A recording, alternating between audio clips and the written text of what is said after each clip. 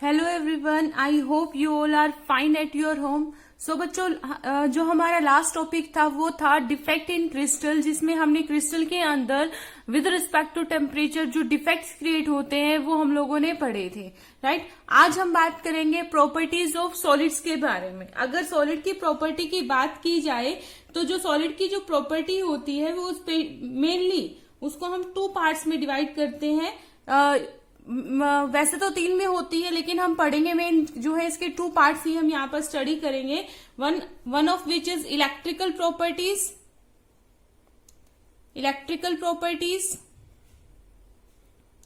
Second one हमारे पास में आती है मैग्नेटिक प्रॉपर्टीज। ठीक है, एंड द थर्ड वन, ठीक है, वो आता है हमारे पास में डाई इलेक्ट्रिक प्रॉपर्टीज। लेकिन जो मेन टू प्रॉपर्टीज हमें पढ़नी है वो पढ़नी है electrical properties and magnetic properties. तो सबसे पहले जो हम बात करेंगे वो करेंगे इलेक्ट्रिकल प्रॉपर्टीज के बारे में। ठीक है, अब इलेक्ट्रिकल प्रॉपर्टीज से आप क्या समझते हो कि जो सॉलिड आप पढ़ रहे हैं यहाँ पर वो सॉलिड, इलेक्ट्रिकल प्रॉपर्टी से आप क्या समझते हैं? दैट इज कि जो सॉलिड होता है वो इलेक्ट्रिकली कैसे बिहेव करता है, मतलब वो एक कंडक्टर की तरह बिहेव करता है, क्या करता है, तो वो चीज हम यहाँ पर पढ़ते हैं। अगर इलेक्ट्रिकल कंडक्टिविटी की बात की जाए सॉलिड के अंदर, ठीक है, तो वो स्पेशली एक रेंज में काम करते हैं। जो इलेक्ट्रिकल प्रॉपर्टी की जो रेंज होती है वो होती है 10⁻⁻22 10⁻7 ओम पर मीटर। ठीक है, ये इस रेंज के अंदर वो क्या करते हैं, इलेक्ट्रिकल प्रॉपर्टीज हम इनकी देखने को मिलती है। अगर उनकी इलेक्ट्रिकल कंडक्टिविटी की बात करें, इलेक्ट्रिकल प्रॉपर्टी में इलेक्ट्रिकल कंडक्टिविटी की बात करें तो सॉलिड को तीन टाइप में क्लासिफाई किया जाता है। ठीक है, according to their electrical conductivity solid can be classified in three types, one of which is, आप लोगों ने सुना हुआ है, conductors, second one is insulator, and the third one is semiconductor। Electrical conductivity के अंदर हम जो सॉलिड है उनको थ्री कैटेगरी में रखते हैं, conductors, insulator and semi conductor. Okay, तो सबसे पहले मैं यहाँ पर बात करूंगी कंडक्टर्स को लेकर। जो कंडक्टर्स होते हैं वो क्या होते हैं? दो solid which allow electric current, जिसमें से क्या हो जाए, इलेक्ट्रिक करंट पास आउट हो जाए। तो मैं यहाँ पर लिख सकती हूं दो solids which allow electric current to pass through them. उसमें से क्या होने दे, इलेक्ट्रिक करंट पास होने दे। वो क्या कहलाते हैं बच्चे? कंडक्टर्स कहलाते हैं। अच्छा, अब हमने कहा कि जो इलेक्ट्रिकल प्रॉपर्टीज होती है वो कंडक्टिविटी की, वो विद इन द रेंज होती है 10⁻⁻20 टू 10⁻7 पर ओम पर मीटर तक। ठीक है, तो यहाँ पर जो कंडक्टर्स होते हैं उनकी रेंज क्या होती है, तो जो कंडक्टिविटी है यहाँ पर सॉलिड की, ठीक है, तो कंडक्टिविटी कैसे सॉलिड्स की बात कर रही हूं मैं, जो कंडक्टर्स हैं उनकी जो रेंज होगी वो कहां से कहां होगी, 10⁻4 पर ओम पर मीटर टू 10⁻7 पर ओम पर मीटर। ठीक है, ये रेंज किसकी रहेगी? कंडक्टर्स की रहेगी। अगर कोई भी मेटल नहीं, सॉलिड की बात कर रही हूं, कोई भी सॉलिड की जो कंडक्टिविटी की जो रेंज है वो क्या है, इस रेंज के अंदर आती है। ये -7 नहीं है, +7। ठीक है, तो वो किस कैटेगरी में रखे जाएंगे? कंडक्टर्स की कैटेगरी में रखे जाएंगे। तो यहाँ पर किस टाइप के जो आपके सॉलिड हैं वो एक अच्छे कंडक्टर होते हैं। तो स्पेशली अगर मैं यहाँ पर बात करूं, जो मेटल्स होते हैं, ठीक है, metals are good conductor of electricity. हम सभी को पता है ये बात। ठीक है, जो इनकी कंडक्टिविटी का ऑर्डर होता है वो होता है 10⁻7 ओम पर मीटर। तो बहुत ज्यादा है, इसलिए हम क्या कहते हैं, जो मेटल्स होते हैं, लाइक हमारे पास में आयरन है, कॉपर है, ये क्या है, बहुत ज्यादा अच्छे कंडक्टर्स होते हैं। कॉपर वायर होते हैं, आयरन होता है। ठीक है, तो ये सारे कंडक्टिविटी इनकी काफी अच्छी होती है। अब कहता है कि जो इलेक्ट्रिकल कंडक्टिविटी होती है सॉलिड के अंदर वो किसकी वजह से होती है, इलेक्ट्रॉन्स के मूवमेंट के अकॉर्डिंग होती है। तो देखो कंडक्टर्स क्या है, कंडक्टर हम लोगों ने पढ़ लिया। कंडक्टर फिर से दो तरीके के होते हैं, ठीक है। Conductors further are of two types of conductors. कौन कौन से कंडक्टर्स होते हैं बच्चे हमारे पास में? एक होता है मेटालिक कंडक्टर और एक होता है हमारे पास में इलेक्ट्रोलिटिक कंडक्टर।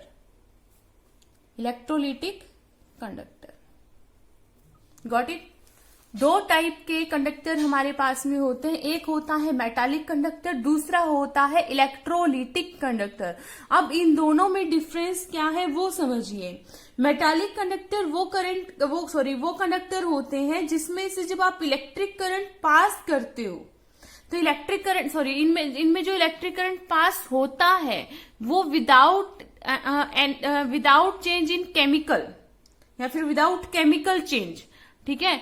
कोई केमिकल चेंज नहीं आता इस दौरान। मेटालिक कंडक्टर में जब इलेक्ट्रिसिटी पास होती है तो उसमें कोई केमिकल चेंज देखने को नहीं मिलता, क्योंकि वहां पर जो कनेक्टिविटी होती है वो किसके मोशन की वजह से होती है, इलेक्ट्रॉन के मोशन की वजह से होती है, ठीक है। इलेक्ट्रॉन क्या होते हैं, मूवमेंट करते हैं ना, इलेक्ट्रॉन के मूवमेंट की वजह से होते हैं। एक एंड से लास्ट एंड तक, जिस एंड तक हमें पहुंचाना है वहां तक कौन मूवमेंट कर रहा है, इलेक्ट्रॉन मूवमेंट कर रहा है। तो इलेक्ट्रॉन के मूवमेंट की वजह से जो इलेक्ट्रिसिटी होती है वो मेटालिक कंडक्टर में इलेक्ट्रॉन के मूवमेंट की वजह से होती है। लेकिन अगर मैं इलेक्ट्रोलिटिक कंडक्टर की बात करूं तो जब आप इसमें से इलेक्ट्रिसिटी पास करते हैं, करंट पास होता है उसमें से, तो उसमें कुछ केमिकल चेंजेस भी आते हैं, ठीक है। दूसरा डिफरेंस क्या कहेंगे कि यहाँ इनमें जो करंट प्रोड्यूस होता है, करंट पास होता है, वो किसकी मूवमेंट की वजह से होता है, फ्री आयंस की वजह से होता है। यहाँ पर फ्री इलेक्ट्रॉन्स की वजह से होता है, यहाँ पर फ्री आयंस की वजह से होता है। इसमें कोई भी केमिकल चेंज नहीं होता, इसमें केमिकल चेंज होता है। तो अगर मैं इनको डिफाइन करूं तो जो मेटालिक कंडक्टर होते हैं, metallic conductors are those conductors which allow the electric current to pass through them without any chemical change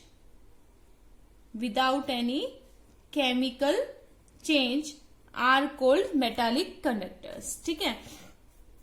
इसके अंदर अगर इसको हम इलेक्ट्रोलिटिक कंडक्टर को अगर डिफाइन करें तो कह सकते हैं electrolytic conductors are those conductors which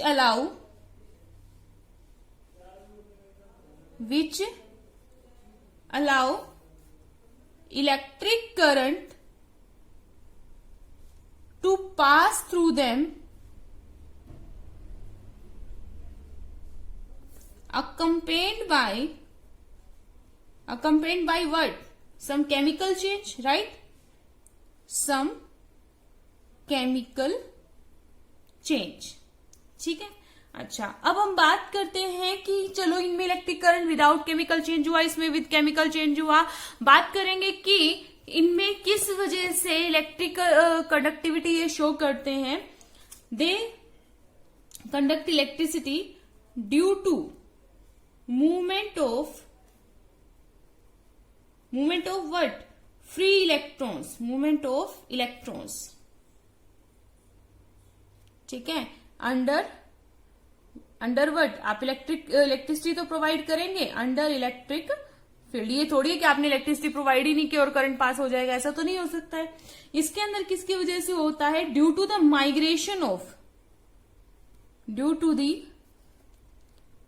migration of ions or charged particles under electric field, है ना। अंडर क्या आ जाएगा बच्चे? Under electric field. Got it? अब सेकेंडली बात करते हैं इंसुलेटर की। इंसुलेटर कौन से सॉलिड होते हैं? वो सॉलिड होते हैं जो अपने अंदर से इलेक्ट्रिसिटी पास नहीं होने देते बिल्कुल भी। सो कह सकते हैं all those solids which do not allow electric current to pass through them are considered as insulator। ठीक है, अगर इसकी इलेक्ट्रिकल कंडक्टिविटी की मैं रेंज की बात करूं तो इसमें जो इलेक्ट्रिक कंडक्टिविटी की जो रेंज रहती है बच्चों, वो रहती है 10⁻⁻22 10⁻⁻10 पर ओम पर मीटर, ये वाली जो रेंज रहती है। तो रेंज क्या हो गई? बिल्कुल बिलो हो गई, है ना। तो काफी नीचे बिलो रेंज आने से क्या हो सकता है, जो सॉलिड इस रेंज में कंडक्टिविटी शो करते हैं, दे आर कंसिडर्ड एज क्या? इंसुलेटर्स। Got it. इसके बाद में आता है थर्ड वन आता है सेमी कंडक्टर। तो सेमी कंडक्टर का मतलब नाम से पता चल रहा है, सेमी मतलब थोड़ा बहुत, कंडक्टर मतलब जो इलेक्ट्रिसिटी कंडक्ट करता हो, है ना। तो दो सॉलिड विच हैव कंडक्टिविटी, दो सॉलिड्स विच हैव कंडक्टिविटी, क्या होगा? In between those of conductors and insulators, जिनकी जो कंडक्टिविटी है उसकी जो रेंज हो वो किसके बीच में हो? कंडक्टर्स और इंसुलेटर दोनों के बीच में हो। तो अगर मैं इसकी रेंज की बात करूं तो जो रेंज रहेगी वो रहेगी 10⁻⁻6 पर ओम पर मीटर टू 10⁻⁴ पर ओम पर मीटर। ठीक है, तो अब ये किस वजह से, देखो कुछ आपके सेमीकंडक्टर्स होते हैं जो इलेक्ट्रिसिटी शो कर देते हैं, कुछ है जो नहीं करते हैं, यानी कि दोनों की प्रॉपर्टी शो करते हैं। लेकिन अंडर सम सर्कमस्टांसेस और अंडर सम कंडीशंस, अगर हम इन पर कुछ कंडीशंस अप्लाई करें तो सेमीकंडक्टर्स को भी एज अ कंडक्टर बिहेव करवाया जा सकता है for our convenience, according to our convenience. ठीक है, तो मेटल की तरह तो ये बहुत अच्छे कंडक्टर नहीं होते हैं, लेकिन मैं दोबारा कह रही हूं कि इनको भी कंडक्टर बनाया जा सकता है अंडर सम सर्कमस्टांसेस। ठीक है, तो जो हमारा जो मेन चीज आती है, देखो कंडक्टर्स के अंदर कोई दिक्कत ही नहीं है, क्या नहीं है कि हाँ उनका तो पता ही है कि इलेक्ट्रिसिटी शो करेंगे। इंसुलेटर के अंदर तो आप कुछ भी हाथ पैर मान लीजिए, फॉर एग्जाम्पल आप कोई भी सॉलिड उठा लीजिए, कोई पत्थर उठा लिया, आप उसमें से कैसे इलेक्ट्रिसिटी कंडक्ट करवा लेंगे? मतलब उसने तो भैया हाथ जोड़ दिए कि मैं तो इलेक्ट्रिसिटी पास करवा सकता ही नहीं। तो वो जो दो चीजें थी, ये तो क्या है, अपना क्लियर कट बता रहे कि हम कर सकते हैं, इंसुलेटर कहते हैं हम नहीं कर सकते। दिक्कत कहाँ पे आती है? सेमी कंडक्टर के साथ में आती है। सेमी कंडक्टर कई बार तो कहता है कि चलो ठीक है तुम्हारा काम हो जाएगा, मतलब कंडक्टिविटी हो जाएगी, और कई बार क्या है, रूस कर बैठ जाएगा, मनाना पड़ेगा। तो वो मनाने के लिए क्या करना पड़ेगा? उस पर कुछ कंडीशन अप्लाई करनी पड़ेगी, कुछ उसके ऊपर काम करना पड़ेगा। तो जो सारी की सारी जो हमें रामायण देखनी है, मतलब जितना भी कुछ हमें पढ़ना है वो किसके बारे में पढ़ना है? सेमी कंडक्टर को लेकर पढ़ना है कि सेमी कंडक्टर से कैसे काम निकलवाया जाए। ठीक है, तो हम यहाँ पर जो कंडक्शन की बात करेंगे वो किसकी बात करेंगे बच्चे? सेमी कंडक्टर की बात करेंगे। Got it. तो वही चीज हम यहाँ पर देखते हैं। साथ साथ क्या देखेंगे, एक बैंड थ्योरी भी हम देखेंगे। मतलब बैंड थ्योरी के अकॉर्डिंग क्या क्लियर होता है कि आप किसी भी सब्सटेंस को, देखो हम लोगों ने ऑर्बिटल्स के पढ़े हुए हैं। ठीक है, ऑर्बिटल्स के अंदर एनर्जी लेवल्स होते हैं, हम लोगों ने वो पढ़ा हुआ है। उनके अंदर क्या फिल करते थे हम लोग? इलेक्ट्रॉन्स फिल करते थे ऑर्बिटल्स के अंदर। फिर हम कई तरीके के ऑर्बिटल्स होते थे, उनमें इलेक्ट्रॉन फिल करते थे। तो वहां से एक बैंड थ्योरी हमारे यहाँ पर जनरेट हुई थी। उसके अकॉर्डिंग भी हम क्या करेंगे, कंडक्टर, इंसुलेटर और सेमी कंडक्टर को अकॉर्डिंग टू ऑर्बिटल फीलिंग के अकॉर्डिंग हम कैसे समझ सकते हैं कि ये कंडक्शन किस तरीके से शो कर रहा है और इंसुलेटर कंडक्शन क्यों शो नहीं कर रहा है। ठीक है, सो बच्चों क्या होता है एक्चुअल में, यहां पर अगर मैं मेटल को एज एन एग्जाम्पल लेकर चलूं तो आपको पता है जो मेटल की जो कंडक्टिविटी है, ठीक है, कंडक्टिविटी ऑफ मेटल किस पर डिपेंड करती है? नंबर ऑफ वैलेंस इलेक्ट्रॉन्स, है ना, नंबर ऑफ वैलेंस इलेक्ट्रॉन पर क्या है, डिपेंड करती है मेटल की कंडक्टिविटी की कितने इलेक्ट्रॉन इसकी वैलेंस शेल में है, कितने इलेक्ट्रॉन को क्या है वो रिलीज कर सकता है। ठीक है, तो ओवरऑल अगर मैं कहूं that conductivity of metal depend on the number of valence electron available पर एटम। पर एटम की बात चल रही है। फिर यहां पर अगर मैं आगे बात करूं तो कह सकती हूँ the atomic orbital of these atom. तो ये जो देखो इनके जो एटम्स है, कोई भी एटम है, हम लोगों ने मॉलिक्यूलर ऑर्बिटल थ्योरी पढ़ी थी जिसको आप एमओटी बोलते थे, तो वहां पर क्या होते थे, अलग अलग ऑर्बिटल होते थे। लाइक हमारे पास में क्या हो गया, कुछ पाई के होते थे, कुछ सिग्मा ऑर्बिटल्स होते थे, तो कुछ ऑर्बिटल्स होते थे जिसको हम कहते थे कि भी इक्वल एनर्जी के हैं, कुछ को हम क्या कहते थे, लोअर एनर्जी के हैं, राइट। तो इस तरीके से हम क्या करते थे बच्चे, फीलिंग किया करते थे ऑर्बिटल्स की। ठीक है, मान लीजिए यहां पर मैं इस तरीके से इलेक्ट्रॉन की, फिर क्या करते थे, इनमें इलेक्ट्रॉन की फीलिंग किया करते थे। मान लीजिए अब यहां पर इस तरीके की आपके पास में क्या है, कोई ऑर्बिटल्स है, तो आपका जो लास्ट इलेक्ट्रॉन है, जो लास्ट इलेक्ट्रॉन फिल हुआ वो इसमें हुआ। ठीक है, अच्छा, तो अब मैं ये कह सकती हूँ फीलिंग करते हुए सबसे हाइयर लेवल पर जो ऑर्बिटल रहा है वो आपका ये रहा होगा। दोबारा सुनिए मैंने क्या कहा, मान लीजिए आपने जो एटम के ऑर्बिटल्स फिल किए हैं वो कुछ इस तरीके से ऑर्बिटल्स हैं, कुछ इक्वल एनर्जी के भी हैं, कुछ लोअर और हायर एनर्जी के भी हैं। तो आपने इलेक्ट्रॉन्स अकॉर्डिंग टू आपका जो मेटल है, अकॉर्डिंग टू जो आपका जो क्या रहा होगा एलिमेंट आपने लिया है, उस पर डिपेंड करता है उसमें कितने इलेक्ट्रॉन्स है। मैंने अभी कहा वैलेंस इलेक्ट्रॉन पर डिपेंड करता है। तो मान लीजिए कि जो आपने इलेक्ट्रॉन्स फिल किए तो जो लास्ट इलेक्ट्रॉन था वो इस ऑर्बिटल में फिल हो गया, और ये दोनों क्या है, सेम एनर्जी के हैं, राइट। तो मैं नीचे से ऊपर की तरफ जाती हूं तो वो ऑर्बिटल, सबसे ऊपर वाला वो ऑर्बिटल जिसमें इलेक्ट्रॉन फील्ड है, वो कौन सा ऑर्बिटल रहा होगा, ये वाला। ये तो क्या है, इससे लोअर आ गया ना, इससे ऊपर वाले में भी इलेक्ट्रॉन फील्ड है। तो ऐसा ऑर्बिटल जिसमें इलेक्ट्रॉन फील्ड है और एनर्जी में सबसे हाइयर है, तो ऐसे ऑर्बिटल बच्चे क्या कहलाते हैं आपके, हाईएस्ट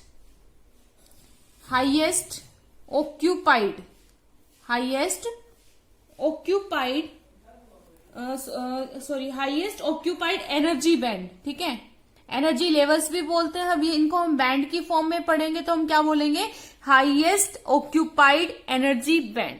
ठीक है, अच्छा, इसके बाद जितने भी ऊपर के जितने भी ऑर्बिटल हैं, इसके ऊपर जितने भी आपके ऑर्बिटल्स हैं वो क्या है, वैकेंट है, बिल्कुल खाली है। ठीक है, अब वो बिल्कुल खाली है तो उन खाली में जो सबसे नीचे वाला जो ऑर्बिटल होगा वो कौन सा है। मान लीजिए इसके ऊपर बहुत सारे ऑर्बिटल, क्योंकि लास्ट इलेक्ट्रॉन तो इसमें भर चुका है, अब इसके ऊपर चाहे जितने भी ऑर्बिटल है वो सारे क्या है, वैकेंट है। लेकिन सबसे नीचे वाला ऑर्बिटल कौन सा है, ये वाला। सबसे नीचे वाला क्या रहेगा, ये वाला रहेगा। तो इसको हम क्या बोलते हैं, लोएस्ट। अब हाईएस्ट तो ऑक्यूपाइड था ना इलेक्ट्रॉन से, इसको हम बोलते हैं ये क्या है, अनऑक्यूपाइड, लोएस्ट अनऑक्यूपाइड बैंड। कौन सा होगा, जो सबसे लोअर होगा एनर्जी में और क्या होगा, अनऑक्यूपाइड होगा। ठीक है, तो जो आप जिसको आप क्या बोलते हैं, हाईएस्ट ऑक्यूपाइड एनर्जी बैंड बोलते हैं आप जिसको, हाईएस्ट ऑक्यूपाइड एनर्जी बैंड आप जिसको बोल रहे हैं। तो बच्चे उसमें क्या इलेक्ट्रॉन फील्ड है। ठीक है, और जो इलेक्ट्रॉन फील्ड है वो वैलेंस शेल के हैं। तो इस बैंड को हम और भी क्या बोलते हैं, वैलेंस बैंड बोलते हैं। क्या बोलते हैं, वैलेंस बैंड बोलते हैं। ठीक है, और जो आपके क्या है, लोएस्ट अनऑक्यूपाइड एनर्जी बैंड है आपकी। ठीक है, उसको आप क्या बोलते हैं, कंडक्शन बैंड। क्या बोलते हैं, कंडक्शन बैंड बोलते हैं। क्यों बोलते हैं, क्योंकि अगर इसमें इलेक्ट्रॉन पहुंच जाए, इस वैलेंस बैंड समझ में आया, अगर इसमें इलेक्ट्रॉन पहुंच जाए तो कंडक्टिविटी हो जाएगी। तो इन बैंड के बेसिस के ऊपर हम क्या करते हैं, हम लोग क्या करते हैं, डिसीजन लेते हैं कि आपका जो सॉलिड है वो कंडक्टर है या इंसुलेटर है या वो सेमी कंडक्टर है। अब इनके बीच में कुछ गैप दिखाई दे रहा है, इसको अगर मैं क्या कहूं, वैलेंस बैंड कहूं, और इसको मैं क्या कहूं, कंडक्शन बैंड कहूं। तो वैलेंस बैंड और कंडक्शन बैंड के जो बीच का जो गैप होता है उसको आप कहते हैं एनर्जी गैप। क्या बोलते हैं, एनर्जी गैप, और जिसको आप रिप्रेजेंट करते हो ईजी से। ठीक है, तो अब इन्हीं बेसिस पर मैं आपको बताती हूं कि आप कंडक्टर किसको बोलते हैं, आप इंसुलेटर किसको बोलते हैं, और आप किसको क्या सेमी कंडक्टर किसको बोलते हैं according to their energy gap between valence band and conduction band. दोबारा से बोल रही हूँ, वैलेंस बैंड कौन सी है, जो जिसमें इलेक्ट्रॉन्स फिल है, वह कंडक्शन बैंड क्या है, जो अनऑक्यूपाइड है इलेक्ट्रॉन से। Got it. सबसे पहले मैं बात करती हूँ कंडक्टर्स की। तो कंडक्टर्स के केस में ये जो वैलेंस बैंड और कंडक्शन बैंड कैसी होती है, ठीक है। तो कंडक्टर के केस में क्या होता है, जो वैलेंस बैंड होती है, देखो कंडक्शन बैंड तो खाली होते हैं, तो जो वैलेंस बैंड होती है, ठीक है, वो क्या हो सकती है, पार्शियली फिल्ड हो सकती है, पार्शियली फिल्ड हो सकती है, या फिर क्या हो सकती है, पार्शियली की जगह हाफ भी लिख सकते हैं, हाफ फिल्ड हो सकती है, या फिर क्या हो सकता है, कंडक्शन बैंड क्या कर रही होगी, ओवरलैप कर रही होगी ऑन वैलेंस बैंड। ठीक है, जो कंडक्शन बैंड होगी वो ओवरलैप कर रही होगी वैलेंस बैंड के ऊपर। फॉर एग्जाम्पल मैं कह देती हूं कि ये क्या है मेरे पास में, ये क्या है मेरे पास में बच्चों, वैलेंस बैंड है, जो क्या है, फिल्ड है। हो सकता है ये फिल्ड ना भी हो, पार्शियली फिल्ड हो। ठीक है, पार्शियली फिल्ड होगी तो आप लोगों को पता ही है वो स्टेबल नहीं होगा, स्टेबल नहीं होगा तो इलेक्ट्रॉन कहां से कहां जाएंगे, अपने लेवल को छोड़कर ऊपर जाने, एक्साइट होने की कोशिश करेंगे, क्योंकि वो अनस्टेबल है। ठीक है, तो मान ये क्या, इसको मैंने कह दिया, ये क्या है, वैलेंस बैंड। ठीक है, तो दूसरा केस हो सकता है कि जो ये क्या कर रही हो, ओवरलैप कर गई हो। ठीक है, तो जो कंडक्शन बैंड है ये क्या कर गई, इस तरीके से, ये वाली कौन सी बैंड है, conduction band. Conduction band valence band के ऊपर क्या कर गई, ओवरलैप कर गई। तो ऑब्वियस सी बात है इलेक्ट्रॉन इजिली कहां पहुंच जाएंगे, कंडक्शन बैंड में पहुंच जाएंगे, और कंडक्शन बैंड में क्या पहुंच गए, अगर इलेक्ट्रॉन्स पहुंच गए तो क्या हो जाएगा, इलेक्ट्रिसिटी कंडक्ट हो जाएगी। तो कंडक्टर्स में ऐसा ही देखने को मिलता है। तो कंडक्टर में बैंड इस तरीके से होते हैं। अगर मैं बात करूं किसकी, इंसुलेटर की, ठीक है, तो इंसुलेटर के अंदर जो वैलेंस बैंड होती है वो क्या होती है, फुली फिल्ड होती है। ठीक है, जो वैलेंस बैंड होती है वो क्या होती है बच्चों, फुली फिल्ड होती है। तो ये तो मान लो क्या है, आपकी वैलेंस बैंड। लेकिन जो इनके कंडक्शन बैंड और जो वैलेंस बैंड है, इनके बीच में जो गैप होता है वो गैप बहुत ज्यादा होता है। ठीक है, ये क्या है आपकी कंडक्शन बैंड, ये क्या है, कंडक्शन बैंड। तो ये जो इनके बीच में ये जो गैप आपको दिखाई दे रहा है, एनर्जी गैप, ये बहुत ज्यादा होता है, इतना ज्यादा होता है कि यहां से इलेक्ट्रॉन इस कंडक्शन बैंड में जंप नहीं कर सकते, चाहे आप इस पर कोई भी कंडीशन अप्लाई कर लें। और जब तक इलेक्ट्रॉन इस कंडक्शन बैंड में नहीं पहुंचेंगे, इलेक्ट्रिसिटी कंडक्ट नहीं होगी, कंडक्टिविटी शो नहीं करेंगे। Got it. उसके बाद में मैं बात करती हूं सेमी कंडक्टर्स के बारे में। ठीक है, सेमी कंडक्टर्स के अंदर भी जो वैलेंस बैंड होती है वो क्या होती है बच्चे, फुली फिल्ड होती है। क्या होती है, फुली फिल्ड होती है। क्या कहता है, लेकिन अगर इनके गैप की बात करें तो वैलेंस बैंड मान लीजिए आपकी ये है, और जो कंडक्शन बैंड होगी उसके कंडक्शन बैंड और वैलेंस बैंड के बीच में जो गैप होगा, अब आप क्या कहते हो, कंडक्टर और इंसुलेटर के बीच को सेमी कंडक्टर बोलते हो, तो गैप भी इन दोनों के बीच वाला मिलता है। इसमें तो ओवरलैप कर गया, इसमें गैप काफी ज्यादा हो गया, तो इनमें जो गैप होगा वो कहीं इन दोनों के बीच में होगा। तो सेमी कंडक्टर में कंडक्शन बैंड और वैलेंस बैंड का जो गैप होता है वो बहुत ज्यादा नहीं होता। ठीक है, जो एनर्जी गैप आप कहते हो जिसको, वो बहुत ज्यादा नहीं होता। अब गैप ज्यादा नहीं होता तो अब डिपेंड करता है कुछ मेटल्स के ऊपर कि आपका जो मेटल है वो अगर बहुत हाईली एनर्जेटिक हो रहा है, उनके जो इलेक्ट्रॉन्स है थोड़े से एनर्जेटिक ज्यादा है, तो कई बार तो क्या हो जाता है वो अपनी एनर्जी से ही जंप कर जाते हैं कंडक्शन बैंड में और कंडक्टिविटी शो कर देते हैं। लेकिन कुछ केसेस में ये क्या होते हैं, इलेक्ट्रॉन कंप्लीटली यहाँ पर जंप नहीं कर पाते, तो हम लोग क्या करते हैं, कई केसेस में टेम्परेचर हम लोग बढ़ाते हैं, ठीक है, जिसकी वजह से क्या हो जाता है इलेक्ट्रॉन और ज्यादा एक्साइट हो जाते हैं और इलेक्ट्रॉन वैलेंस बैंड से कंडक्शन बैंड में क्या कर जाते हैं, जंप कर जाते हैं। सेमीकंडक्टर का केस मैं आपको बता रही हूँ। तो अगर इलेक्ट्रॉन यहां से कंडक्शन बैंड में जंप कर गए तो क्या हो जाएगी, इलेक्ट्रिसिटी इजिली कंडक्ट हो जाएगी। तो इस तरीके से क्या है, इन द बैंड थ्योरी हम क्या देखते हैं, कंडक्टर, इंसुलेटर और सेमी कंडक्टर्स को देखते हैं। हालांकि आगे जाकर बैंड थ्योरी पर भी क्वेश्चन उठा था कि अगर कंडक्टर्स में क्या कहा गया था कि जो आपकी वैलेंस बैंड होती है वो पार्शियली फिल्ड होती है, तो वो किस तरीके से कंडक्टिविटी शो कर रही है, और इसमें कहा कि ये फुली फिल्ड होते हैं तो ये शो नहीं करे। तो इस तरीके के कुछ क्वेश्चंस उठे थे, लेकिन वो चीज हमें यहाँ पर नहीं पढ़नी है। तो इसके बाद में जो नेक्स्ट टॉपिक आता है वो टेम्परेचर से रिलेटेड ही आता है कि अगर मैं क्या कर दूं, टेम्परेचर को इंक्रीज कर देती हूं, टेम्परेचर को इंक्रीज कर देती हूं तो इलेक्ट्रिकल कंडक्टिविटी पर क्या इफेक्ट पड़ता है कि वो जो इलेक्ट्रिकल कंडक्टिविटी है वो डिक्रीज होगी या इंक्रीज होगी।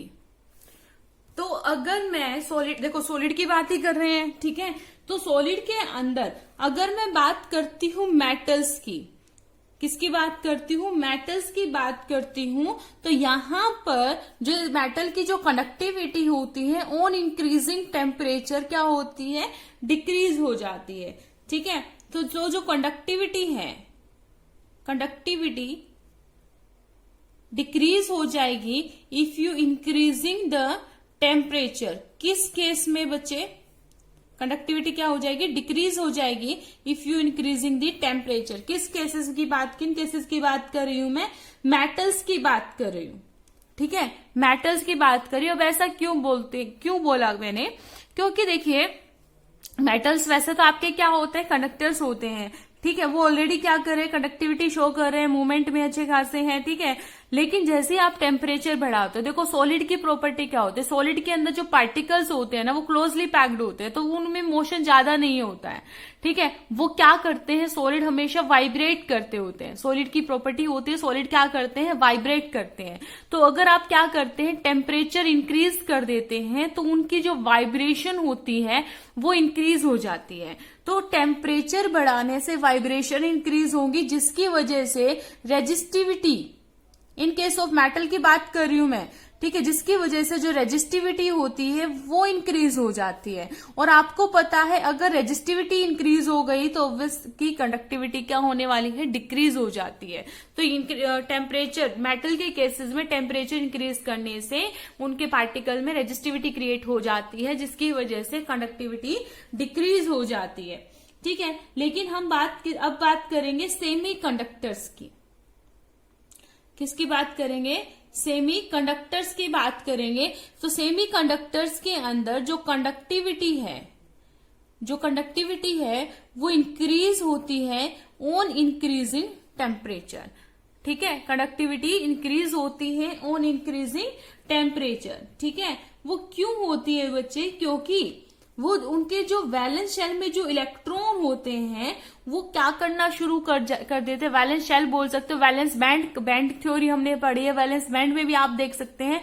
तो जो वैलेंस बैंड के अंदर जो इलेक्ट्रॉन्स पड़े हुए हैं वो एनर्जेटिक हो जाते हैं टेम्परेचर इंक्रीज करने से, और एनर्जेटिक हो जाएंगे तो वो जंप कर जाएंगे किसमें, कंडक्शन बैंड में, ठीक है। अब देखो आपकी जो कंडक्टिविटी आप मेटल जो कंडक्टर्स, नॉर्मल कंडक्टर्स में देख रहे थे, तो ऑलरेडी आपकी वैलेंस बैंड कंडक्शन बैंड क्या कर रही थी, ओवरलैप कर रही थी। आपने टेम्परेचर बढ़ा दिया तो वो ऐसे तो वाइब्रेट करेंगे, तो उससे तो रेजिस्टिविटी क्या हो गई, बढ़ गई, मूवमेंट नहीं हो पा रही। लेकिन इनमें क्या है, उनकी जो कंडक्शन बैंड है वैकेंट पड़ी है, वैलेंस बैंड में इलेक्ट्रॉन एनर्जेटिक हो गए, गैप थोड़ा ही था उनके बीच में, तो वो उसको इजिली क्रॉस कर जाएंगे और कंडक्शन बैंड में जंप कर जाएंगे। जैसे ही कंडक्शन बैंड में गए तो कंडक्टिविटी क्या हो गई, इंक्रीज हो गई, ठीक है। तो यूजुअली जो आपके जो सब्सटेंस होते हैं, सिलिकॉन, ठीक है, जर्मेनियम, ये सारे के सारे आपके जो क्या है सेमी कंडक्टर है, इनको हम क्या बोलते हैं, इंट्रिंसिक सेमी कंडक्टर्स बोलते हैं।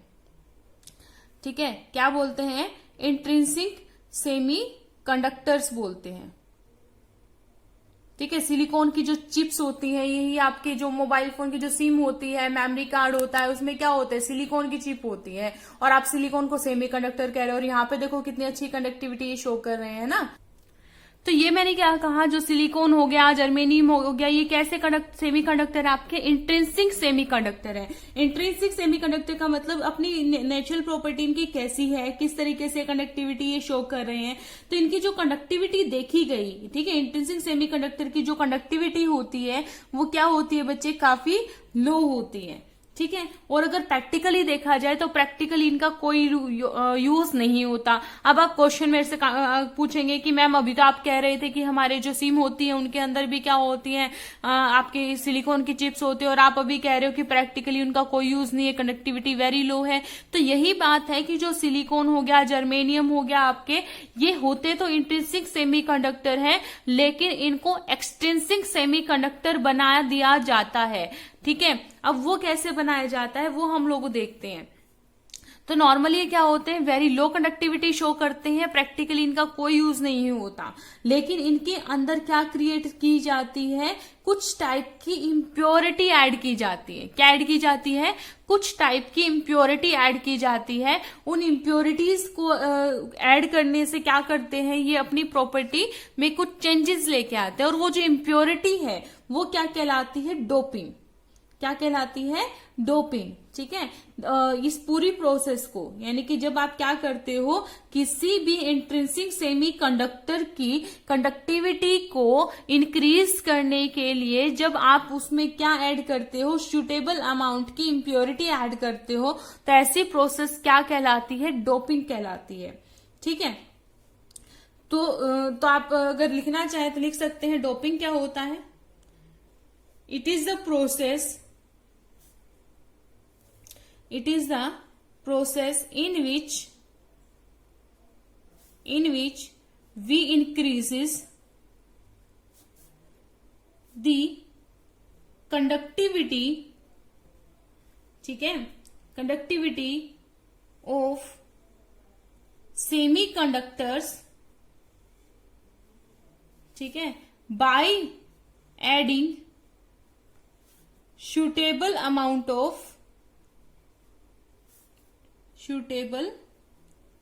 of impurity। जब आप उसमें suitable amount of impurity add करते हैं, जिससे वो क्या करते हैं, कंडक्टिविटी शो करना शुरू कर देते हैं। अब हमें बात करनी है डोपिंग की। ठीक है, अच्छे से, तो डोपिंग यही है, स्मॉल अमाउंट ऑफ इम्प्योरिटी आप ऐड करते हैं। अब हम लोगों ने देखा था कि किस तरीके से करते हैं, डिफेक्ट्स पढ़े थे हम लोगों ने। उन डिफेक्ट्स में क्या हुआ था, कुछ होल्स क्रिएट हुए थे, है ना, कुछ क्या हुए थे, कैटाइन या आनाइन अपनी साइड को छोड़कर कहाँ चले गए थे, अपने इंट्रिंसिक साइड पर चले गए थे, इंट्रिंसिक साइड पर चले गए थे। कुछ केसेस में क्या हुआ था, इलेक्ट्रॉन्स जो थे बढ़ा दिए गए थे, कुछ जगहों पर हम लोगों ने होल्स क्रिएट किए थे।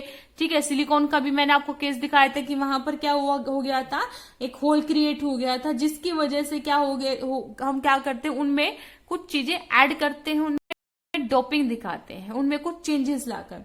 ठीक है, तो यूजुअली जो डोपिंग होती है वो दो तरीके की होती है। दो तरीके के जो सेमी कंडक्टर तैयार किए जाते हैं, यानी कि सेमी कंडक्टर के अंदर हम दो तरीके की डोपिंग कर सकते हैं, दो तरीके की इम्प्योरिटी ऐड कर सकते हैं। तो उन्हीं के नाम पर उन सेमी कंडक्टर को बोला जाता है। वो क्या है, एक आता है आपका N type semiconductor, important है बच्चे ये दोनों ही टाइप की। ठीक है, एन टाइप सेमी कंडक्टर। दूसरा आता है आपका P type semi conductor, P type semi conductor. यहां पर जो एन होता है वो होता है नेगेटिव के लिए, और जो पी होता है वो होता है प्रीवियस के लिए। ठीक है, अगर मैं अपनी बताऊं तो देखो कुछ चीजें होती हैं लॉजिकली हमें याद करनी होती हैं, तो मैं अपने लिए यहां पर एन को क्या मान के चलती हूँ, नेक्स्ट, और पी को क्या मान के चलती हूँ, प्रीवियस। अब ये मैंने क्यों माना, ये मैं अब आपको थोड़ी देर में बताने वाली हूँ। ठीक है, तो सबसे पहले हम यहाँ पर बात करेंगे N type of semiconductor की। किसकी बात करेंगे, एन टाइप ऑफ सेमीकंडक्टर। तो यहां पर जो मैं डोपिंग आपको दिखाने वाली हूं, शो कराने वाली हूं, वो किसकी दिखाऊंगी? सिलिकॉन के केस में। अगर प्योर सिलिकॉन की बात की जाए तो वो क्या होता है? इंसुलेटर होता है। हालांकि इसके पीछे बहुत बड़ी कहानी थी, साइंटिस्ट थे, मुझे आज तक नाम ध्यान नहीं है उनका। उन्होंने पहले एक बात कही थी कि जो एटम होता है या फिर कोई एलिमेंट है, वो लार्ज लेवल पे जैसी प्रॉपर्टी शो करता है वो स्मॉल लेवल पर ही भी वैसी ही प्रॉपर्टी शो करेगा। और उनकी जो बात थी वो बाद में गलत प्रूव हो गई थी, क्योंकि जो सिलिकॉन का एग्जांपल लेके दिखाया गया था कि जो सिलिकॉन को अगर आप लार्ज लेवल पर देखते हैं तो वो एक प्योर इंसुलेटर होता है।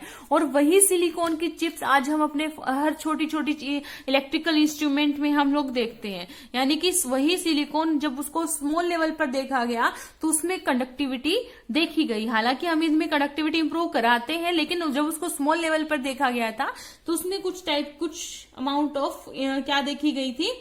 कंडक्टिविटी देखी गई थी। ठीक है। तो एन टाइप ऑफ सेमीकंडक्टर की अगर मैं बात करूं तो ज्यादा मैं थ्योरेटिकली नहीं जाऊंगी, आपको डायरेक्ट बताऊंगी। तो देखो, अगर सिलिकॉन क्या होती है? वैलेंसी कितनी होती है बच्चे? 4 होती है ना। तो अगर मैं सिलिकॉन का इसी तरीके से स्ट्रक्चर ड्रॉ करूं तो ये मिलेगा आपको, है ना। कुछ इस तरीके की अरेंजमेंट आपको देखने को मिलेगी। ठीक है, इस तरीके से। अब सिलिकॉन के होते हैं 4 इलेक्ट्रॉन, और चारों इलेक्ट्रॉन ने क्या बना रखा है? हर जगह से बॉन्ड बनाया हुआ। इधर भी क्या बढ़ रहा है? इधर भी बढ़ रहा है, ऊपर भी नीचे भी। अब चारों इलेक्ट्रॉन तो बिजी है बॉन्ड बनाने में। बॉन्ड कैसा है? कोवलेंट बॉन्ड है, आयनिक बॉन्ड तो है ही नहीं, कोवलेंट बॉन्ड है। अगर ये चारों इलेक्ट्रॉन बिजी है तो कैसे कंडक्टिविटी शो करेंगे? इलेक्ट्रॉन यहां से यहां कैसे जाएगा जब फ्री इलेक्ट्रॉन ही नहीं है? अरे ये बात समझ में, तभी तो आप सिलिकॉन को इंसुलेटर मान के चल रहे हो।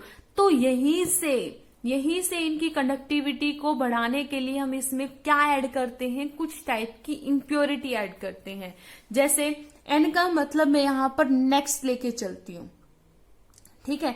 तो अगर आपको थोड़ा बहुत पीरियोडिक टेबल याद है, ठीक है, तो यहां से याद कर लीजिए। तो सिलिकॉन किसके ऊपर आता है? कार्बन से नीचे क्या आता है आपका? सिलिकॉन। उसके बाद में आपका क्या आता है? नाइट्रोजन। नाइट्रोजन से नीचे क्या आता है? फॉस्फोरस। अब यहां पर आ जाइए, कार्बन से पहले क्या आता है? बोरोन। बोरोन से पहले क्या आता है आपका? एल्यूमिनियम। तो एन फॉर नेक्स्ट, अगर एन टाइप की इम्प्योरिटी है, ठीक है, अगर आप N type, N for next, तो आप इसकी बात करेंगे, यानी कि सिलिकॉन से नेक्स्ट वाले की। अगर पी टाइप की बात करता है तो सिलिकॉन से पहले वाले की, प्रीवियस की। ठीक है। तो इस तरीके से आप इन इम्प्योरिटीज को याद रखेंगे। अब ये काम कैसे करते हैं वो देखते हैं। तो सबसे पहले अगर मैं एन टाइप की बात करती हूं तो इसमें आप किसकी इम्प्योरिटी ऐड करेंगे? N for next. नेक्स्ट मतलब सिलिकॉन से नेक्स्ट क्या है आपका? फॉस्फोरस। फॉस्फोरस की आपको इम्प्योरिटी ऐड करानी है। ठीक है। तो यहां पर मान लीजिए आपका सिलिकॉन है,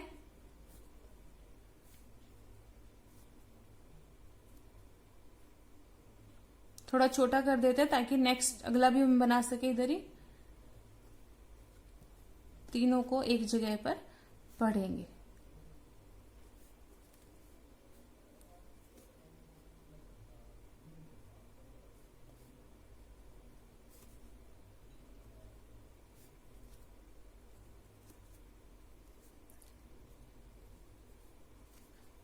देखो, अब यहां पर बच्चे क्या है, मैंने एक सिलिकॉन को हटा दिया और सिलिकॉन की जगह क्या ले आई? नेक्स्ट, यानी कि फॉस्फोरस ले आई।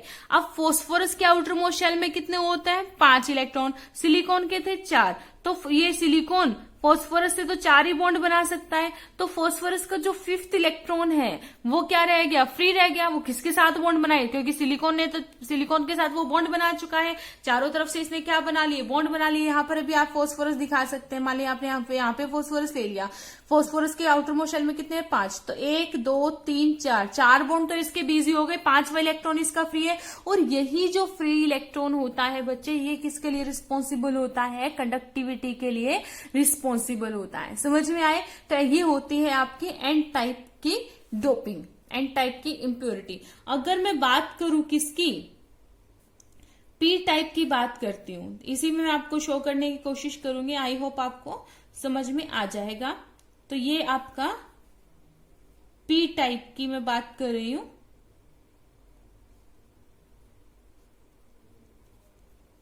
कुछ इस तरीके से है। ठीक है, तो अब यहां पर P में क्या आएगा, प्रीवियस। सिलिकॉन से पहले क्या है, एल्यूमिनियम। तो एक सिलिकॉन को हटा के मैंने क्या दिखा दिया, उसके जगह पे ये सिलिकॉन कैसे हटा, डिफेक्ट से। याद कीजिए, जब आप मेटल को हटाते हैं, मेटल डेफिशिएंसी या फिर जहां पर आप इम्प्योरिटी डिफेक्ट आप जिसको बोलते हैं, याद कीजिए इम्प्योरिटी डिफेक्ट जो हमने सेकंड लास्ट जिसमें आपने SR2 पॉजिटिव आयन की वैलेंसी दिखाई थी, है ना। तो इस तरीके की इम्प्योरिटी डिफेक्ट हम इसको आप बोल सकते हैं। तो मैंने आपको कहा भी था कि जो आयनिक होते हैं वो दो तरीके के आप देखते हैं। एक इंट्रिंसिक आपने इम्प्योरिटी देखी थी जिसमें मैंने आपको यानी कि प्रीवियस लेक्चर में Na2 हटाए थे, उसकी जगह SR2 पॉजिटिव ऐड किया। दूसरा मैंने आपको कहा था एक्सट्रिंसिक प्रॉपर्टी के बारे में हम यहां पर बात करेंगे। एक्सट्रिंसिक क्या है, एक्सट्रिंसिक डोपिंग कौन सी होती है, या फिर एक्सट्रिंसिक इम्प्योरिटी डिफेक्ट क्या होता है। इंट्रिंसिक डिफेक्ट यही होता है जहां पर आप क्या कराते हैं, डोपिंग कराते हैं। डोपिंग आपकी दो तरीके की होती है, N टाइप और P टाइप। तो P में प्रीवियस। अब एल्यूमिनियम आउटर मोस्ट शेल में कितने होते हैं भाई, 3 इलेक्ट्रॉन होते हैं। तो एक बॉन्ड इसने इधर बना लिया, दूसरा बॉन्ड इधर बना लिया, तीसरा बॉन्ड इधर बना लिया। अब एल्यूमिनियम के वैलेंस शेल में तो इलेक्ट्रॉन है ही नहीं बॉन्ड बनाने के लिए, तो एल्यूमिनियम तो बॉन्ड बनाएगा नहीं, इसकी तो वैलेंसी कंप्लीट हो गई।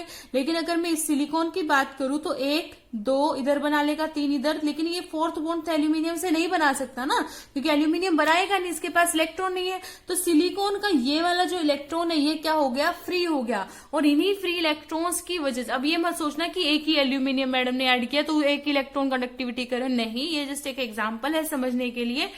ये तो बहुत सारे हमारे पास होल्स क्रिएट होंगे, बहुत सारी जगह पे हम अलग अलग तरीके बहुत सारे इंप्योरिटी ऐड कराएंगे। तो यहां पर क्या हुआ, सिलिकॉन का इलेक्ट्रॉन क्या हो गया, फ्री हो गया। और यही फ्री इलेक्ट्रॉन किसके लिए रिस्पॉन्सिबल होगा बच्चों, किसके लिए रिस्पॉन्सिबल होगा, कंडक्टिविटी के लिए रिस्पॉन्सिबल होगा। ठीक है, तो इसमें हमने पहले वाला यूज किया, नाम इनका पॉजिटिव और नेगेटिव बोलते हैं, बट याद करने के लिए मैंने नेक्स्ट और प्रीवियस से याद रखते हैं।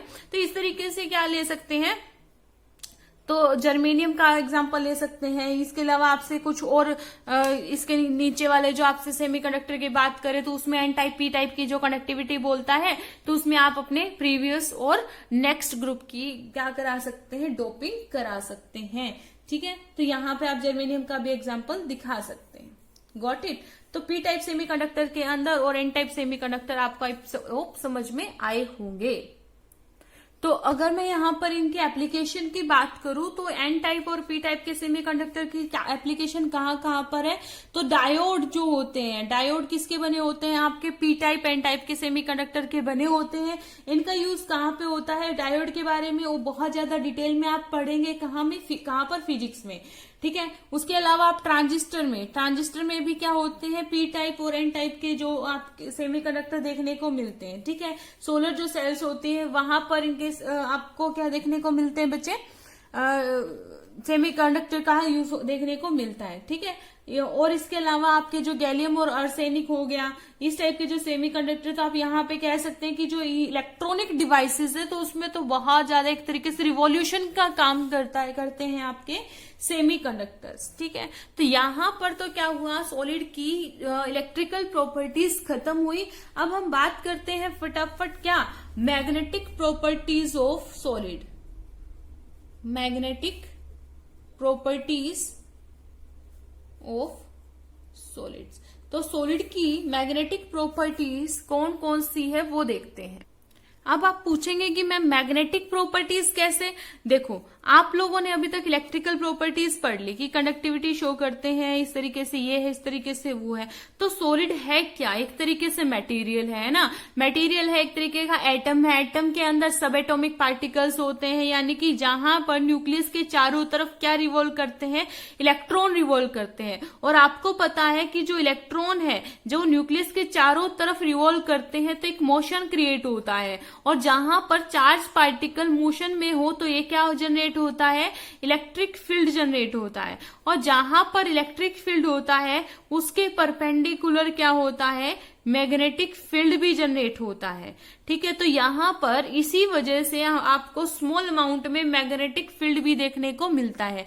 तो यहाँ पर मैग्नेटिक फील्ड सिर्फ इलेक्ट्रॉन के न्यूक्लियस के चारों तरफ घूमने की वजह से नहीं, इवन आपको ये भी पता है कि जो इलेक्ट्रॉन है वो क्या करता है, अपने चारों तरफ, जैसे अर्थ अपने चारों तरफ से, यानी कि स्पिन भी करता है इलेक्ट्रॉन। अगर इलेक्ट्रॉन स्पिन कर रहा है, अपने चारों तरफ घूम रहा है, तो उसके परपेंडिकुलर भी क्या होगा, मैग्नेटिक फील्ड जनरेट हो जाएगा। तो यही मैग्नेटिक फील्ड क्या है, हमें यहाँ पर पढ़ना है। Got it.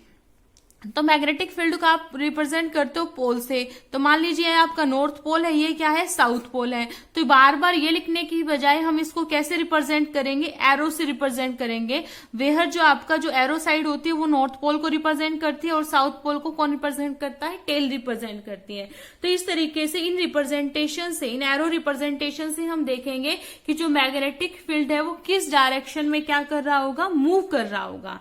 ठीक है, तो अगर मैग्नेटिक मूवमेंट की बात की जाए कि मूवमेंट कितना हो रहा है, तो जो मैग्नेटिक मूवमेंट होता है उसको हम एक्सप्रेस करते हैं किसमें, बोर मैग्नेटोन में।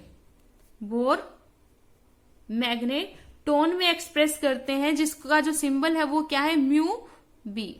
क्या है बच्चे, म्यू बी। और जिसकी जो वैल्यू होती है वो होती है 9.27 into 10⁻⁻24 ampere per metre square.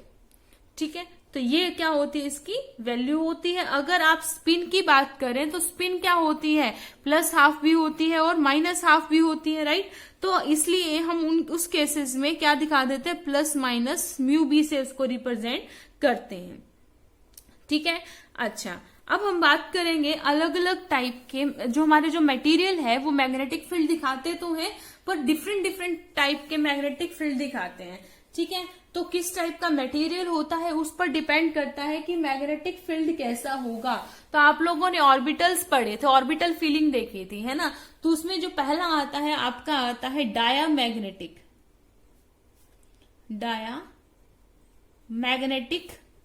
Materials. अगर इन डायमैग्नेटिक मटेरियल्स की मैं बात करूं तो ये क्या होते हैं, ऐसा सब्सटेंस जो क्या होता है, वीकली रिपेल्ड होता है मैग्नेटिक फील्ड से। जो डायमैग्नेटिक सब्सटेंसेस होते हैं ये क्या होते हैं, these are weakly repelled by magnetic field. यानी कि अगर रिपेल हो रहा है that means no force of attraction. Magnetism तो इसमें ना के बराबर है। क्यों ना के बराबर होते हैं, क्योंकि इनमें जो इलेक्ट्रॉन्स होते हैं वो किस फॉर्म में होते हैं बच्चे, पेयर्ड फॉर्म में होते हैं। तो पेयर्ड फॉर्म में है तो एक दूसरे की स्पिन को कैंसिल आउट कर रहे हैं, तो यहां पर कोई भी मैग्नेटिक मूवमेंट देखने को नहीं मिलता। ठीक है, अगर इसका एग्जाम्पल देखा जाए तो एग्जाम्पल में बात कर सकती हूँ TiO2 की, H2O की, NaCl की। ठीक है, तो यहां पर कोई भी अनपेयर्ड इलेक्ट्रॉन नहीं है, तो मूवमेंट ही नहीं होगी। मूवमेंट नहीं होगी तो इलेक्ट्रिक फील्ड नहीं होगा, इलेक्ट्रिक फील्ड नहीं होगा तो क्या नहीं होगा, मैग्नेटिक फील्ड ही नहीं होगा, है ना। फ्री इलेक्ट्रॉन नहीं है तो इलेक्ट्रिक फील्ड नहीं होगा, इलेक्ट्रिक फील्ड नहीं है तो मैग्नेटिक फील्ड भी नहीं दिखाई देगा। तो यहां पर कोई भी अनपेयर्ड इलेक्ट्रॉन नहीं है, सारे पेयर्ड है तो स्टेबल है। ठीक है, एग्जाम्पल मैंने आपको दे दिए। इसके अलावा दूसरा आता है मेरे पास में पैरामैग्नेटिक मटेरियल्स। पैरामैग्नेटिक फील्ड क्या होते हैं आपके पास में, यहां पर आपको क्या मिलेंगे, अनपेयर्ड इलेक्ट्रॉन्स जरूर मिलेंगे। अनपेयर्ड इलेक्ट्रॉन्स मिलते हैं आपको, फ्री अनपेयर्ड इलेक्ट्रॉन। तो आप कह सकते हैं अनपेयर्ड इलेक्ट्रॉन है तो क्या होगा, इलेक्ट्रिक फील्ड होगा, इलेक्ट्रिक फील्ड है तो मैग्नेटिक फील्ड भी होगा। तो कह सकते हैं substance which is attracted by an external magnetic field. तो ऐसे जो सब्सटेंस होते हैं वो अच्छे से क्या हो जाते हैं, अट्रैक्ट हो जाते हैं।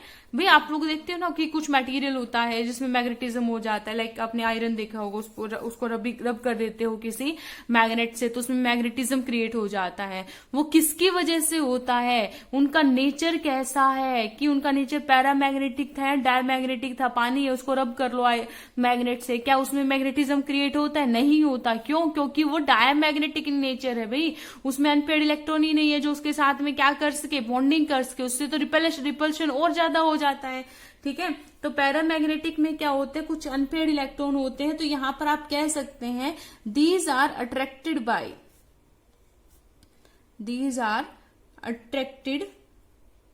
Bye an external magnetic field. ठीक है, तो ऐसे सब्सटेंस क्या कहलाते हैं, आपके पैरामैग्नेटिक सब्सटेंस कहलाते हैं। Got it. तो इसको आप ये भी कह सकते हो देयर आर, यहां पर इन केसेस में क्या होता है, परमानेंट डायपोल क्रिएट होते हैं। ठीक है, तो ये एक तरीके से आप कह सकते हो, इसको परमानेंट इफेक्ट भी होता है। तो इसका एग्जांपल है लाइक आपका O2 हो सकता है, कॉपर 2 पॉजिटिव होता है, Fe2 पॉजिटिव होता है, लाइक आपका जो आयरन होता है Fe2 पॉजिटिव।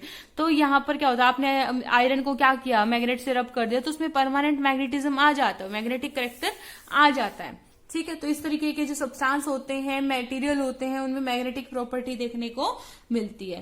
थर्ड आपका आता है फेरोमैग्नेटिज्म भी बोल सकते हो आप इसको, मैग्नेटिक मटेरियल भी बोल सकते हो। ठीक है, तो ये क्या, अगर फेरोमैग्नेटिक की मैं बात करूं तो इनमें क्या होता है, एब्सेंस होता है किसका, मतलब इनका जो मैग्नेटिक करेक्टर होता है वो काफी ज्यादा होता है। अगर देखो पैरामैग्नेटिक में क्या होता है, if you remove magnetic field, देखो अगर आयरन यहां पर 2 पॉजिटिव स्टेट में है तो मैग्नेटिक फील्ड हटाने से मैग्नेटिज्म क्या हो जाता है, चला जाता है। ठीक है, if you remove magnetic field क्या हो जाता है, इट लूज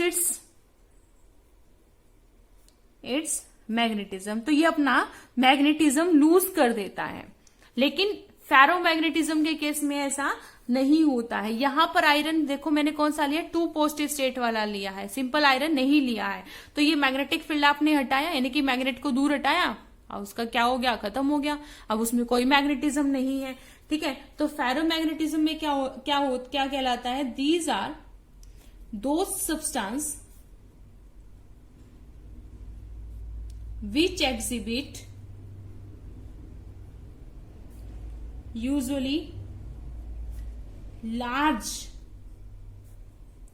पैरामैग्नेटिज्म, तो ज्यादा पैरामैग्नेटिज्म होता है। ठीक है, इवन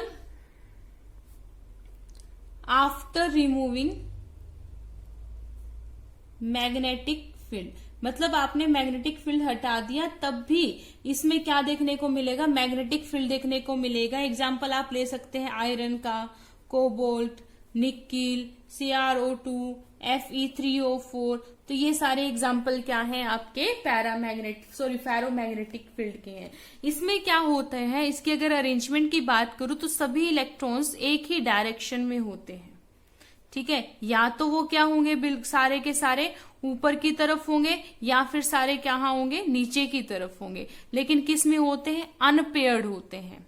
ठीक है, इनमें हो सकते हैं कि कुछ पेयर्ड हो, कुछ अनपेयर्ड हो। इसमें क्या होता है, सारे अनपेयर्ड होते हैं, तो यहाँ सभी तो ऊपर की डायरेक्शन में होंगे या सभी नीचे की डायरेक्शन में होंगे, तभी इनमें क्या होता है, परमानेंट मैग्नेटिज्म भी क्रिएट हो जाता है। अगर मैं फोर्थ की बात करूं, ठीक है, फोर्थ आपका आता है फेरीमैग्नेटिज्म।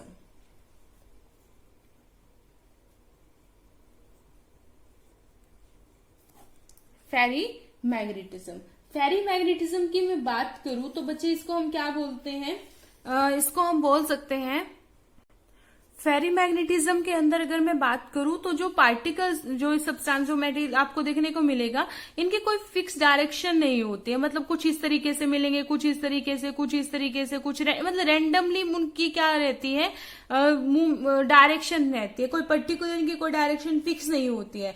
लेकिन जब जैसे जैसे आप क्या करते हैं, इनको टेम्परेचर अगर आप इनका इंक्रीज कर देते हैं तो ये किस में कन्वर्ट हो जाते हैं, पैरामैग्नेटिज्म में क्रिएट हो जाते हैं। ठीक है, और इनकी जो अलाइनमेंट होती है वो भी सीधी हो जाती है, एक ही डायरेक्शन में हो जाती है। ठीक है, तो ये क्या हो जाता है, इनमें एक ही डायरेक्शन में हो गया तो क्या हो जाएगा, मैग्नेटिज्म इंप्रूव हो जाएगा इनके केसेस में। लास्ट हमारा आता है इसी में फेरोमैग्नेटिज्म। फेरोमैग्नेटिज्म। ठीक है, अगर मैं फेरोमैग्नेटिज्म को डिफाइन करना चाहूं तो कह सकते हैं व्हेन मैग्नेटिक मूवमेंट्स और domains are aligned in parallel and anti parallel direction in unequal numbers, unequal numbers में। ठीक है, कुछ इनको ऐसे दिखाते हैं, कुछ इनको ऐसे भी दिखाते हैं। मतलब कि ये हो सकता है बीच में कुछ ऐसे आ गया सिस्टम, कुछ ऐसे आ गया, ठीक है, कुछ ऐसे आ गया, मतलब कोई पर्टिकुलर इनका अरेंजमेंट फिक्स नहीं है। अनइक्वल नंबर में कुछ एंटी पैरेलल जा रहे हैं, कुछ पैरेलल जा रहे हैं, ठीक है, एंटी पैरेलल भी हो रहा है इस तरीके से। तो टेम्परेचर आपने प्रोवाइड कर दिया तो कैसे क्रिएट हो गए, एक पर्टिकुलर डायरेक्शन में आ गए। एंटी फेरोमैग्नेटिज्म की अगर मैं बात करूं तो ये इनको एक्सपेक्ट किया जाता है कि ये पैरामैग्नेटिक और जो फेरोमैग्नेटिक है, ठीक है, फेरोमैग्नेटिक के बेसिस पे इनको बताया जाता है। लेकिन अगर एक्चुअल में इनको देखा जाए, इनमें क्या होते हैं, इक्वल नंबर में ये जो पार्टिकल्स अलाइन करते हैं, एक ऊपर की डायरेक्शन में, एक नीचे की डायरेक्शन में, एक ऊपर की डायरेक्शन में, एक नीचे की डायरेक्शन में, एक ऊपर एक नीचे, इस तरीके से क्या होती है, इनकी अलाइनमेंट होती है, जिसकी वजह से आप ये कह सकते हो that they possess net zero magnetic movement, possess net zero. ये फेरीमैग्नेटिज्म, फेरो तो हमने पढ़ लिया ना, फेरीमैग्नेटिज्म है, possess net zero magnetic movement. क्योंकि एक ऊपर एक नीचे, तो ओवरऑल क्या हो गया, इनका मैग्नेटिक मूवमेंट क्या हो रहा है, कैंसिल हो रहा है। अब आती है इसी में एक इंपॉर्टेंट बात, अगर मैं यहां पर बात करूं फेरोमैग्नेटिज्म की, फेरोमैग्नेटिज्म में आपने देख लिया बहुत ज्यादा, मतलब परमानेंट मैग्नेटिक फील्ड हो जाता है, सबसे ज्यादा स्ट्रॉन्ग, क्या यहाँ पर आप कह सकते हैं मैग्नेटिक फील्ड क्रिएट हो जाता है। तो ऐसा कोई भी टेम्परेचर जिस पर कोई सब्सटेंस फेरोमैग्नेटिज्म शो करे, वो टेम्परेचर, दोबारा सुनो, at that temperature when a substance show ferromagnetism, वो टेम्परेचर जिस पर कोई सब्सटेंस फेरोमैग्नेटिज्म शो करे, वो टेम्परेचर कहलाता है क्यूरी टेम्परेचर। क्या कहलाता है बच्चे, क्यूरी टेम्परेचर। तो ये तो था इसकी मैग्नेटिक प्रॉपर्टीज थी, ठीक है। इलेक्ट्रिकल प्रॉपर्टीज क्या थी हम लोग कर चुके हैं, ठीक है। तो एक डाइलेक्ट्रिक प्रॉपर्टी रहती है, उसकी एक जस्ट छोटी सी डेफिनेशन मैं बताना चाहूंगी। कहते हैं substance which may not allow electric current to pass through it, but when electric field is applied induced charges are produced on its surface, it's called dielectric substance. मतलब एक ऐसा सब्सटेंस जो इलेक्ट्रिसिटी तो कंडक्ट नहीं करता, but क्या होता है, इंड्यूस करता है अपने ऊपर चार्जेस को। तो ऐसे क्या सब्सटेंस क्या कहलाते हैं, पॉजिटिव नेगेटिव चार्जेस क्या कर लेता है, इंड्यूस कर लेता है। ऐसे सब्सटेंसेस को क्या कहते हैं हम, डाइलेक्ट्रिक सब्सटेंस। ऐसे ही हमारे क्या होते हैं, सुपर कंडक्टर्स भी होते हैं। सुपर कंडक्टर्स क्या होते हैं, material are said to be super conductor when they offer no resistance. मतलब ऐसे कंडक्टर जिनमें कोई रेजिस्टेंस होती ही नहीं है, रेजिस्टेंस नहीं होगी तो फुल्ली कंडक्टर की तरह बिहेव करेंगे, इलेक्ट्रिसिटी कंडक्ट करेंगे, ठीक है। तो ऐसे कंडक्टर्स क्या कहलाते हैं, आपके सुपर कंडक्टर्स कहलाते हैं। Got it. तो ये यूजुअली कब बनते हैं आपके सुपर कंडक्टर, बहुत लो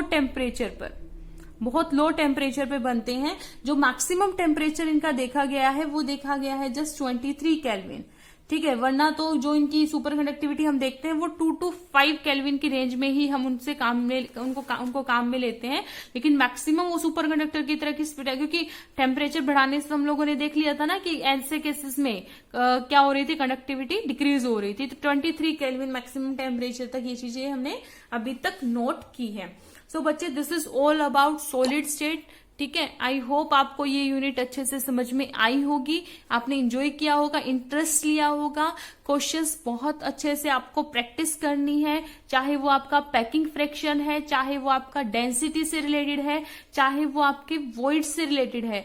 तीनों ही बच्चे एग्जाम पॉइंट ऑफ व्यू से बहुत ज्यादा इंपॉर्टेंट टॉपिक है। हालांकि आपके जो डिफेक्ट है, जिसमें मैं आपको बता चुकी हूँ, डिफेक्ट भी काफी बार 1 या 2 नंबर में पूछे जाते हैं, ठीक है। एक जो डेफिनेशंस है पैरामैग्नेटिज्म, फेरोमैग्नेटिज्म, ये भी आपको आनी चाहिए अच्छे से, ठीक है। तब तक बच्चे पढ़ते रहिए, अपना ध्यान रखिए। Thank you so much.